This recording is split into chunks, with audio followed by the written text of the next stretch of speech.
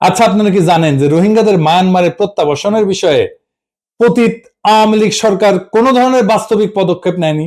এর মূল কারণ হইতেছে দিল্লি দেশে হাসিনা সরকার ভারতের স্বার্থ রক্ষা করছে। রোহিঙ্গারা ফিরে না আসুক, এটাই তো ইন্ডিয়া চায়।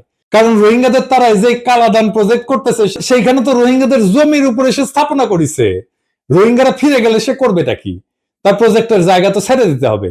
2017 সালে খুনি হাসিনার সরকার মায়ানমারের সাথে একটা লোক দেখানো চুক্তি করে, যা ছিল বাংলাদেশের স্বার্থ বিরোধী। ওই চুক্তি আলোচনার টেবিলে মায়ানমারে ওই সময়ের নিযুক্ত বাংলাদেশের রাষ্ট্রদূত তদানীন্তন পররাষ্ট্রমন্ত্রী মাহমুদ আলীকে উদ্দেশ্য করে বলছিল যে আপনি মন্ত্রী হইতে পারেন, কিন্তু রাষ্ট্রদূত হিসেবে আমি প্লেনিপটেনশিয়ারি। দেশের স্বার্থ বিরোধী কোন ধারা থাকলে সেই চুক্তিতে স্বাক্ষর করতে দেব না, স্বাক্ষর করতে দেয়নি। এরপর কিছুটা ঘষা মাজা করলেও চুক্তির দুর্বলতা কাটানো যায়নি।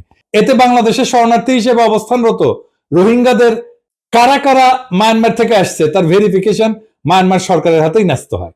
এই চুক্তি স্বাক্ষরের পর হাসিনা সরকার কয়েক দফায় 8 লক্ষ রোহিঙ্গাদের একটা তালিকা মায়ানমার সরকারকে ভেরিফিকেশনের জন্য দেয়। কিন্তু চুক্তিতে সম্পাদনের পরে দীর্ঘ 7 বছর ধরে হাসিনা সরকার একজন রোহিঙ্গার ভেরিফিকেশনও আদায় করতে পারে নাই।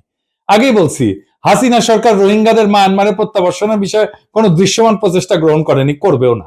শেখ রেহানা তার বোন হাসিনার উদ্দেশ্যে নাকি বলেছিল যে সে নাকি 16 কোটি বাংলাদেশিদের খাওয়াইতেছে, ভাত খাওয়াইতেছে। সুতরাং কয়েক লাখ রোহিঙ্গাদের খাওয়ানোটা তার জন্য কোনো ব্যাপারই না। শুনেন। বিশেষ করে আমার ছোট বোন, ও আমাকে বলল যে তুমি 16 কোটি মানুষকে ভাত খাওয়াও, তুমি কি আর কয়েক লক্ষ লোককে খাওয়া দিতে পারবে না? আর কয়েক লক্ষ লোককে খাবার দিতে পারবে না? এটা আমার ছোট বোন রেহানা, ওরই কথা।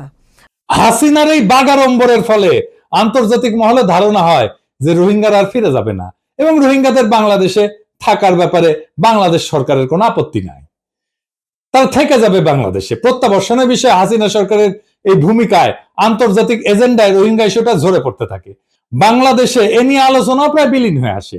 বিষয়টা দেশে বিদেশে প্রায় মৃত অবস্থায় চলে যায়।